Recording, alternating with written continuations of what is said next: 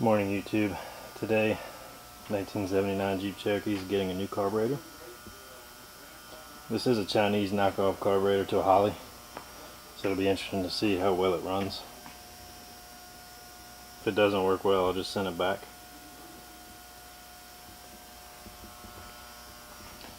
Just give you a quick tour over.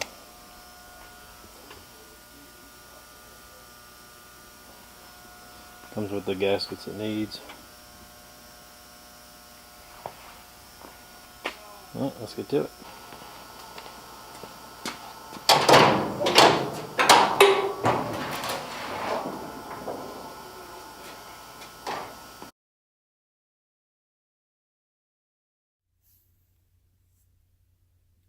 Okay, to start off, I printed off one of the pages in the service manual of taking the carburetor off the engine. Yeah, this isn't really required for most of you experienced guys, but this is the first time I've ever actually taken a carburetor off an engine.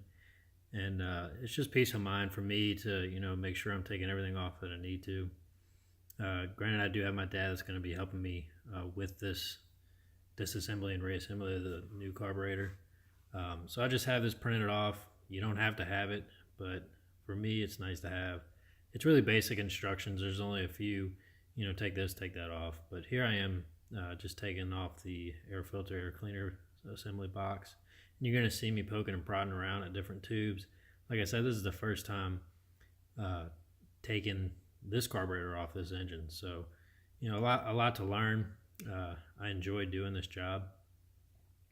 So found that most all of the hose clamps are going to use a 1/4 inch nut driver. As you'll see here, I'm just curious to see what size that is. And like I said, most all of them are 1/4 inch nut driver.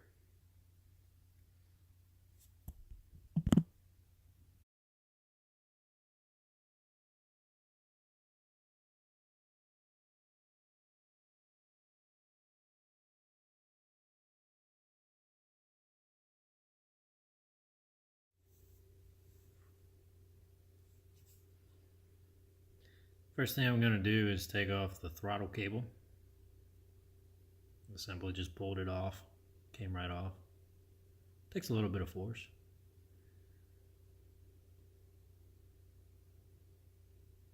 And then I have a pair of needle nose pliers. I'm going to pull the throttle return springs off.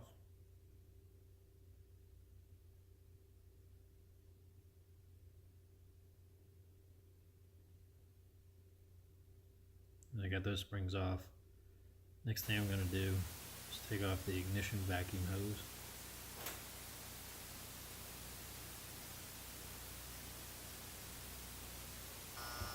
Next thing I'm going to do, I'm going to remove the PCV valve hose, vacuum hose.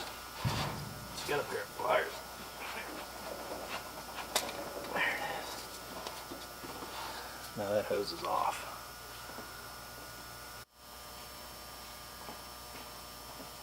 I'm removing it's like I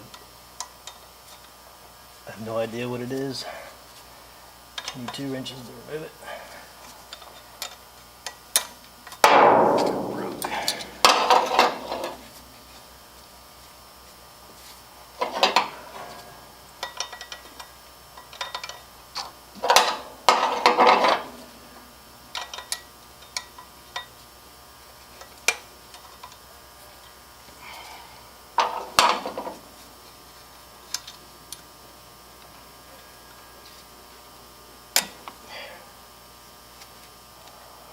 Pretty sure I just broke that.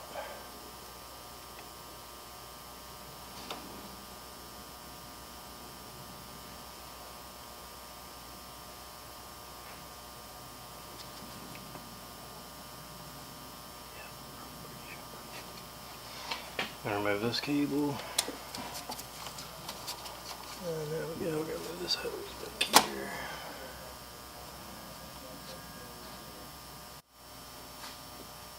And next I'm just going to spray the retaining nuts with PV Blaster, just because they do have some rust on them. Let them soak in for a while.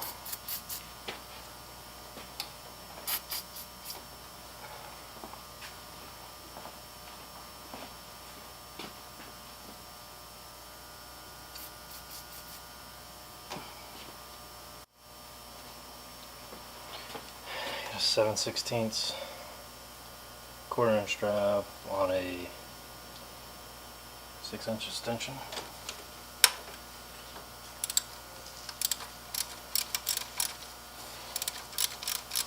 Removing the mounting nuts.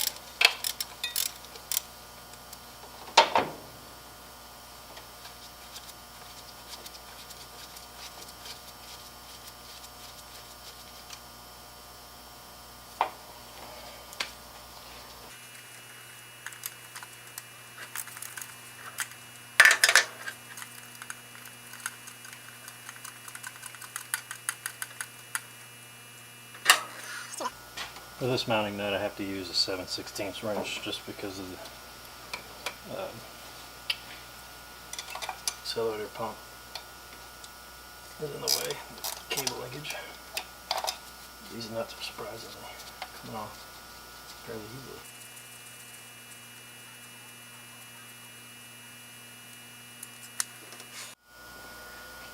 To get the last one in this back right corner, I'm using a ratcheting 7/16 wrench because it's a little tight to get in there. I can't even see. Kind of going in blind. And they're loose, so it makes it pretty simple.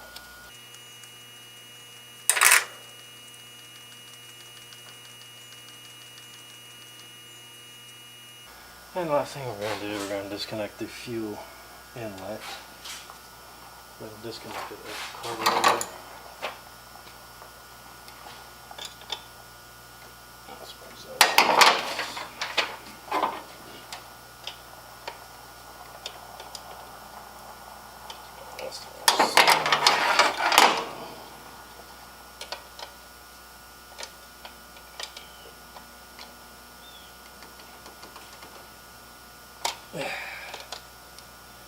That was tough.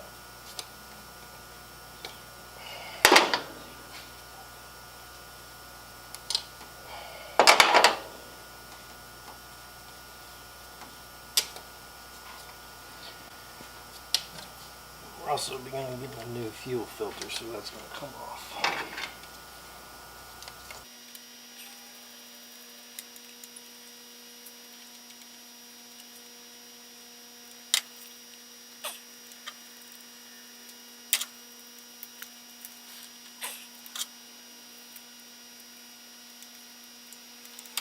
Got a hose puller right here. This tool makes life easier.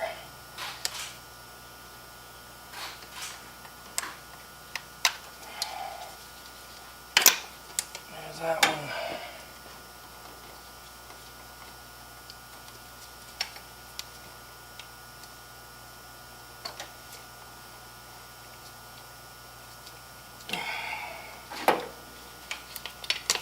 And that one.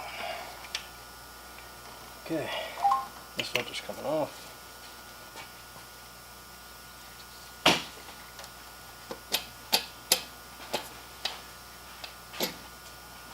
You'll have to let me know when you're about to record.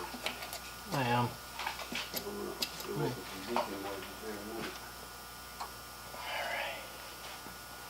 Alright, next thing I'm going to be doing, I'm going to be transferring from the old carburetor this this bolt for the air cleaner to the new one. And this is a Motorcraft carburetor. Almost seems like it's the wrong one. It'll be interesting to see if the Chinese knockoff will work.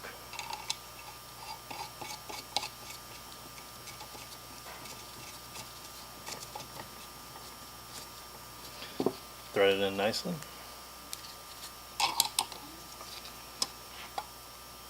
Tight. Alright, not only do I have the carb off, the fuel pump and filter showed up in the mail. So we'll be doing that here. This is a AirTech 6736 fuel pump and a Fram G3583 fuel filter. And in order to do this job, we got to get access down in there. Fuel pump lays down in there, and we're gonna have to take power steering pump off. Hopefully I can just take that bolt, there's another bolt down there, out, and hopefully that'll give us enough room to remove the fuel pump. Hopefully we don't have to disconnect the lines and waste any power steering fluid. So unfortunately, camera angle, you can't really see me taking the bolts out, but it's just 2 bolts. Pull it in. I have a 1/2 inch drive with a 9/16 socket.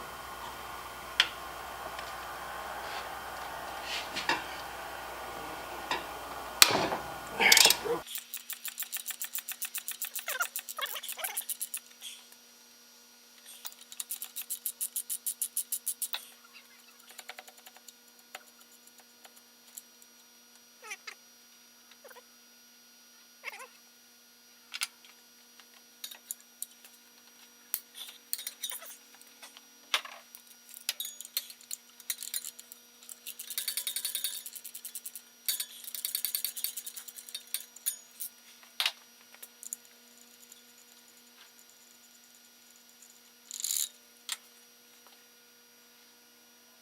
There's 2 nuts on the back of this pump here. I'll take it off. Got a 9/16 with a 3 inch extension, 1/2 inch drive. There's 1 nut.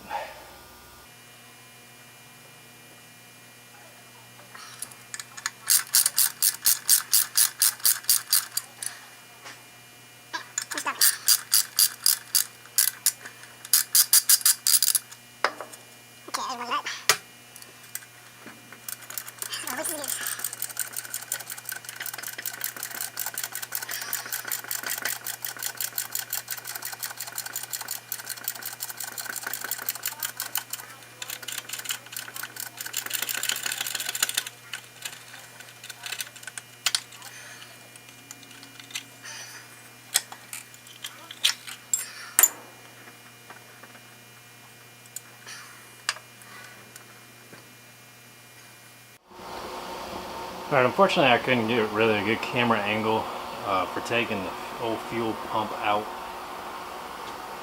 You can see down there, see right down there, that's where the old fuel pump was. We got the fuel filter and all that out. Right now we're draining all the old gas out of it. We got a electric fuel pump hooked up going into a big 55 gallon drum there. And there's no doubt it's bad gas. Like I said, it does run idle, but it doesn't do much more than that. And that's most likely the culprit. But we're going to put the new carb on, and there you can see the new fuel pump and the old fuel pump. Right now I'm about to put the new fuel pump on. Unfortunately I can't really get the camera in there to get a good view of what I'm doing. It's just 2 bolts that go in there, and it's pretty straightforward. This is a good view. You can see the power steering pump has been completely pulled off, and that bracket right there has to come off to really get good access to the fuel pump. Okay, you got the fuel pump, new fuel pump in, new fuel line, fuel hoses I should say, and fuel filters in. Next thing we're going to do, this plug right here is going to get replaced. It's full of corrosion, wires are stripped.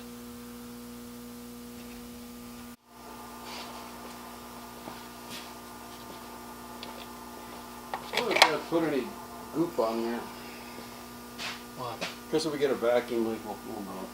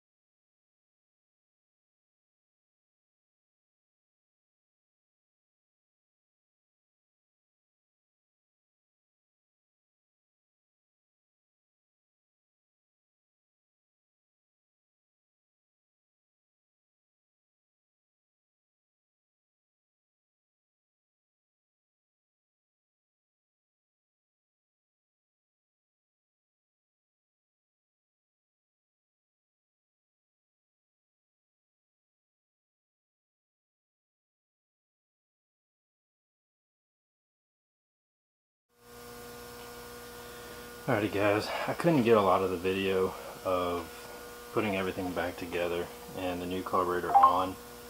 Yesterday we had a lot of trouble with the new carburetor, only because we didn't have, or 100% my mistake, but I completely forgot to put one of the gaskets in between the intake manifold and the plastic standoff block between the carburetor. So what would happen was we would start it up, we would prime the carburetor with fuel, we would start it up, and it would only run at high RPM. So what we ended up doing was, we thought it was a new carburetor being bad, so we put the old carburetor back on just to see, and before the old carburetor would start and idle, it wouldn't run at high RPM. So we actually took this one apart, cleaned all the needle and seat, float, everything, and put it on the engine, and we were getting the same issue. So, you know, we packed up for the night. We decided, you know, let's sleep on it, let's figure out something in the morning, and come to realize I didn't put that gasket on. So I went to AutoZone. They actually had the original the gasket I needed, and we put her all on there, and sure enough, she fired pretty much right after priming it. Alright, new carburetors installed, new fuel pump, new fuel filter, and all 8 new spark plugs. Repainted the air cleaner. I think she came out great, and she's running great now. Next thing I'm going to do, I'm going to test drive her to the tire shop. Hopefully get some new tires. Hopefully they have the size I'm looking for. Here is the old spark plugs and all the tools associated with this whole job. It was a fun job. Definitely not for the faint of heart, especially you know, make sure you put all your gaskets in where they need to be. That's what I had trouble with. Other than that, she's running great. Can't wait to get her back on the road.